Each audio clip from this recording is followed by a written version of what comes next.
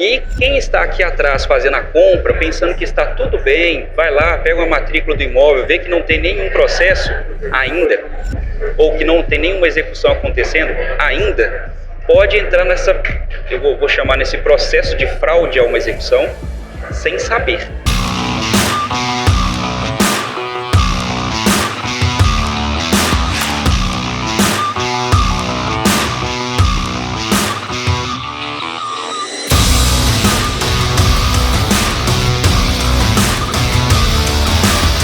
Estamos aqui em Harvard School, em Boston, para o Brasil Conference. E eu tenho aqui, gente, um convidado ilustre que vai esclarecer para a gente as principais dúvidas sobre direito imobiliário. Com vocês, Dr. Thiago Campinho. Um prazer estar aqui com você, doutora Marina. Essa oportunidade ímpar de participar desse podcast aqui em Harvard. Eu sempre olhei Harvard assim como um lugar intocável. Essa é meu primeiro contato aqui e, sinceramente, tem sido uma experiência maravilhosa. E poder bater papo aqui, falar a respeito do direito imobiliário, fazendo até correlações dentro do direito brasileiro e o direito estadunidense. Vai ser um espetáculo. Muito obrigado pela oportunidade, doutora Marina. Doutor Thiago Campinho, esclarece aqui pra gente qual que é a melhor forma do trabalhador brasileiro ele adquirir um imóvel, seja nos Estados Unidos ou seja no Brasil? Excelente pergunta, doutora Marina. Muitas pessoas têm um sonho de adquirir um imóvel próprio. E isso é uma coisa que meio cultural mesmo, sabe? No Brasil e talvez até a pessoa que esteja aqui nos Estados Unidos também como uma forma de investimento lá no Brasil. Ou até para poder comprar para seus familiares que ficaram lá. Mas eu sempre digo o seguinte, a melhor forma de adquirir um imóvel é primeiro fazer uma análise documental para saber se aquele imóvel de fato é um imóvel que está apto a ser transferido no momento da compra. No Brasil tem uma cultura que ela não é muito certa, sabe, doutora Marina? As pessoas fazem muito contrato de gaveta ou contrato de compra e venda. E às vezes as pessoas até pensam que porque tem uma assinatura reconhecida firma no cartório, aquele documento ele dá validade jurídica para transferir o imóvel para o nome dela. Isso não é verdade. E isso causa, na verdade, uma insegurança jurídica. Porque depois, esse imóvel que não está regularizado dentro do que a gente fala que é escritura, registro, o nome de quem comprou, vai gerar alguns problemas futuros ou pode gerar muitos problemas futuros, como até perda do imóvel.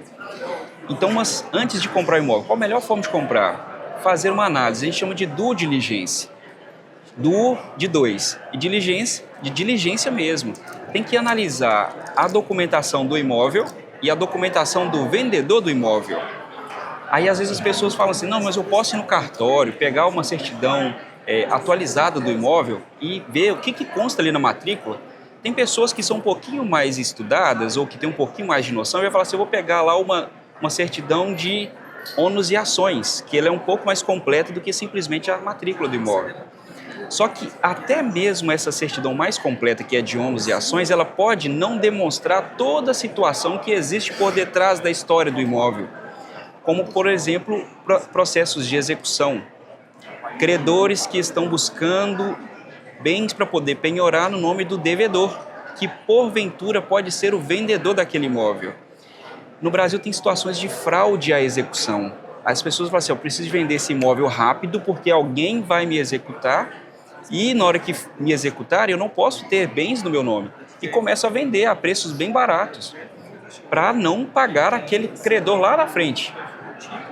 E quem está aqui atrás fazendo a compra, pensando que está tudo bem, vai lá, pega uma matrícula do imóvel, vê que não tem nenhum processo ainda, ou que não tem nenhuma execução acontecendo ainda, pode entrar eu vou chamar nesse processo de fraude a uma execução, sem saber, e entrar numa completa dor de cabeça. Então, duas dicas. Primeiro, faz uma due diligence, que é a análise documental da vida do imóvel ou da vida do proprietário. Aí se ele tiver empresa, tem que fazer uma análise da vida da empresa também. Pode ter dívida trabalhista, pode ter execução fiscal do governo estadual, do governo federal, por causa de falta de recolhimento de impostos devidamente. Então, primeiro, analisa a documentação. Depois, decide se vai de fato comprar a casa. Ah, mas já escolhi, essa que eu quero. Faz a análise, depois compra. Como que faz essa análise? Só a certidão não é suficiente. Às vezes a gente precisa de pegar 17, 20, 30 certidões para construir um parecer para a pessoa comprar com transparência e saber que de verdade está adquirindo um patrimônio que vai agregar no patrimônio dela e não vai trazer dor de cabeça futura. Então, principal dica, faça a análise do documento do imóvel, análise do documento do proprietário que está vendendo. Que situação, hein, doutor Campinho? Imagina, a pessoa juntou todas as economias dela, foi lá, comprou um imóvel e perdeu tudo. É uma situação que ninguém quer, ninguém espera, né? Ninguém quer. E uma coisa que eu vejo muito, né, como advogado trabalhista, eu vejo pessoas que acabam perdendo os seus bens, eles acabam indo a leilão. Qual que é o procedimento? O que você falaria para essas pessoas que tiveram um problema trabalhista e que acabaram perdendo o imóvel está ali indo para um leilão? O que você diria para essas pessoas? Muito bem. Existem algumas situações ali, tá, doutora Marina? Vamos dizer que é uma dívida trabalhista. Dívida trabalhista ela é complexa porque lá na Justiça do Trabalho, o juiz ou a legislação entende o seguinte: dívida de trabalho é dívida alimentar. Então, se tivesse assim, uma lista de prioridade para poder o devedor pagar, a dívida alimentar ela vai vir sempre em primeiro lugar. Então, é difícil de um comprador que está comprando um imóvel, que está vindo de leilão, ele conseguir, a pessoa que está perdendo o imóvel, que é o empregador, que está perdendo o imóvel para poder pagar uma dívida trabalhista, ele conseguir salvar esse patrimônio se não for saldando a dívida que ele tem com aquele trabalhador que faz a execução. Então a dica é o seguinte: se você está comprando um imóvel de alguém que é empresário e que está sofrendo algum tipo de execução, fica com os dois pés atrás e talvez aquele não seja o melhor imóvel para ser comprado. Concordo plenamente. E é imprescindível constar o doutor Campinho antes, né? Tá colocando tanto investimento, tanto dinheiro, tanto tempo, né? Melhor não correr risco. Mas tem uma outra situação, doutora Marina, que é o seguinte: às vezes não é dívida trabalhista e o imóvel da pessoa está indo a leilão. No Brasil é muito comum, aqui nos Estados Unidos também, chama hipoteca, mas no Brasil a hipoteca está um pouco em desuso. Nós temos usado lá mais alienação fiduciária em garantia. Mas no Brasil é muito comum o seguinte: a pessoa precisa de fazer um empréstimo. Pode ser um empresário, pode ser uma pessoa física. Na hora que ela vai até o banco ou aquele ente financeiro para poder pegar o empréstimo, as taxas bancárias são muito altas. Exceto se ela conseguir colocar uma garantia que traga para o banco ou para a instituição financeira segurança de que o empréstimo ele vai ser pago novamente. E a melhor garantia é o bem imóvel, porque não tem como sumir com o bem imóvel, ele vai estar sempre no mesmo lugar. E o que acontece? Coloca ali uma alienação fiduciária em garantia, porque se o tomador do empréstimo não paga, o banco vai lá e toma o imóvel, vende para leilão por meio de leilão e está tudo bem, o banco não fica com prejuízo e a taxa reduz muito. Só que acontece no meio do caminho, o tomador do empréstimo fica inadimplente. Quando vem essa inadimplência, o banco vem para poder executar a garantia que o tomador do empréstimo deu. É possível não perder esse imóvel, doutora Marina. Então, aquela pessoa que deu o imóvel em garantia, ela ainda pode reaver o imóvel dela. Nós já passamos por situações de a pessoa nos procurar numa quinta-feira, com um leilão agendado para acontecer na terça-feira da outra semana, e nós conseguimos uma liminar para poder suspender o leilão e dar prazo para o devedor pagar o banco para ele não perder o imóvel dele. Então é completamente possível, apesar de ser um trabalho árduo, mas é possível. Muitas pessoas pensam o seguinte: já foi para o leilão, não tenho mais nada que fazer, mas ainda existe possibilidade de salvar o imóvel da família. E eu sempre falo para todo mundo, é um processo complexo e nós não fazemos a dívida desaparecer. Então não é uma forma de burlar o sistema financeiro e nem de dar cano no mercado. Sempre a dívida terá que ser paga. Uma outra possibilidade é a gente reaver os termos contratuais daquela dívida. Às vezes pode acontecer de ter alguma cobrança excessiva, algum produto que foi embutido na hora da venda do empréstimo, que a gente pode conversar num processo que ele vai seguir junto, que a gente chama de revisão contratual. Então a gente faz 2 em 1, a revisão e retomar o imóvel para a pessoa não perder para o leilão. Excelente. E nesses casos também, o doutor acha que é possível fazer um acordo, conseguir até a diminuição dessa dívida? Completamente possível, completamente. Recentemente nós tivemos uma situação, a pessoa devia, eu não vou lembrar exatamente o número, mas era um número que passava dos 500 mil e nós negociamos por 200 e pouco. O imóvel estava indo para leilão, a dívida original era 80 e poucos mil. É claro que tem atualização e o Brasil permite essa atualização, né, dos valores, por meio de correção monetária e daí por diante. E nós conseguimos, então, baixar para poder a pessoa pagar 200 ao invés de 500 mil. Então, é completamente possível. Excelente. Agora me veio aqui em mente uma situação que é um pouco mais difícil de fazer acordo. E quando existe um imóvel dentro ali de um casamento, de um relacionamento, e aí esse casal precisa se separar e esse imóvel está irregular? Como é que faz, doutor Campinho? Essa pergunta ela é tão importante, tão interessante, porque ela é muito corriqueira. No Brasil, nós temos uma média de a cada 5 imóveis, 3 são irregulares. Nossa, é coisa demais. Alguma coisa de irregularidade pode existir. Pode ser a irregularidade pior de todas, que é aquela que não tem nenhuma escritura e registro no nome dos proprietários. Pode ser uma outra que a construção não está averbada na matrícula ou alguma coisa desse tipo. Mas na hora que vem o divórcio e precisa de fazer a partilha dos bens, e se esse imóvel não estiver no nome do casal, isso é o pano para manga. O juiz, na hora que ele está dando ali a sentença do divórcio, fazendo o que a gente chama de formal de partilha, ele não pode decidir a respeito de um bem que não está no nome do casal. E quando não tem uma escritura e registro em nome do casal, então o juiz não pode falar assim, determine que o imóvel XYZ seja vendido e partilhado bem. Porque aquele casal vai ter posse daquele imóvel e não propriedade, é muito diferente. Na hora que o juiz pede a certidão atualizada do imóvel, ele vai ver que o bem está no nome de terceiros e não daquele casal que está divorciando. Então, como é que pode fazer para não chegar nesse momento com uma dor de cabeça? Regularizar o imóvel antes de chegar lá.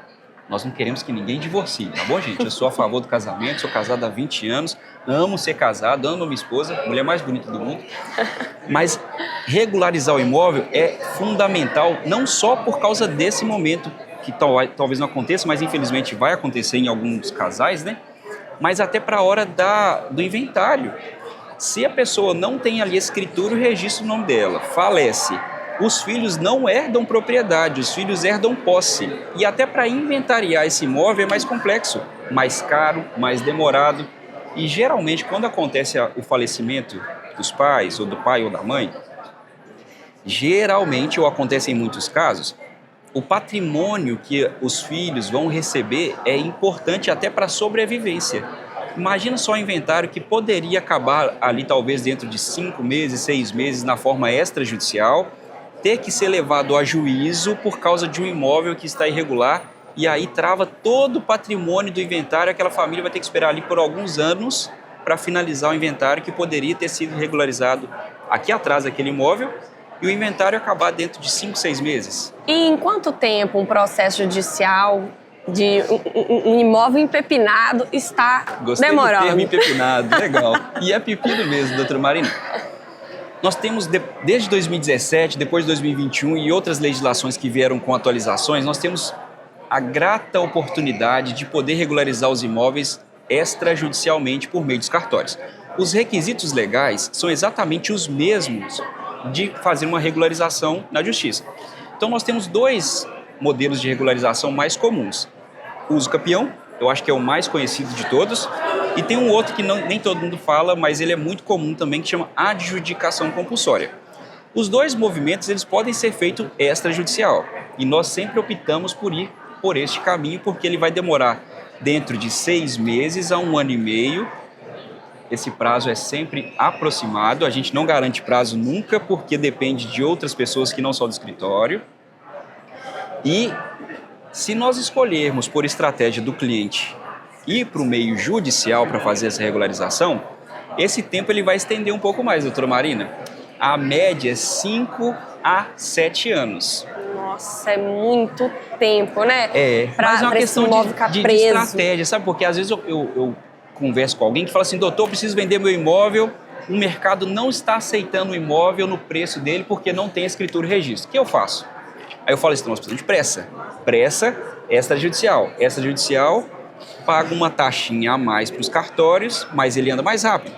Mas às vezes a pessoa fala assim, eu quero regularizar o imóvel, mas eu não tenho pressa. Tá tudo bem, é só para eu ter a segurança jurídica que o imóvel é meu e não vai dar dor de cabeça. Então a gente vai para o judicial, que ele é mais moroso, a pessoa não tem pressa e está tudo bem ela esperar o prazo que a justiça vai demorar para entregar. É extremamente complexo, né? Eu jamais ficaria sem uma assessoria quando eu for comprar o meu imóvel. E eu fiquei curiosa, doutor Thiago Campim, como que funciona a sua assessoria no Brasil e nos Estados Unidos? Você poderia me falar um pouquinho mais? Muito obrigado, doutora Marina. Antes da pandemia, nós atuávamos apenas regionalmente. Com a pandemia, eu não falo que a pandemia trouxe nada de bom, tá? Porque, de verdade, muitas pessoas faleceram, muitas pessoas adoeceram. Então, foi um momento, assim, muito tenebroso que a humanidade passou. Contudo, ela trouxe um efeito colateral, eu chamo assim, que é nos ensinar a trabalhar remotamente. Então, hoje, nosso escritório atua nacional e internacionalmente, porque nós aprendemos a lidar com a internet. Então, nós hoje temos clientes ou pessoas que nós damos assessoria nos Estados Unidos, na Europa e de uma forma muito tranquila. Assinatura digital, videoconferências, isso traz uma proximidade muito grande. A gente consegue então atender pessoas que estão comprando imóvel estando em outro país ou estando em outro estado, regularizar os imóveis que eles têm que possivelmente, ou que de alguma forma não tem a regularidade total.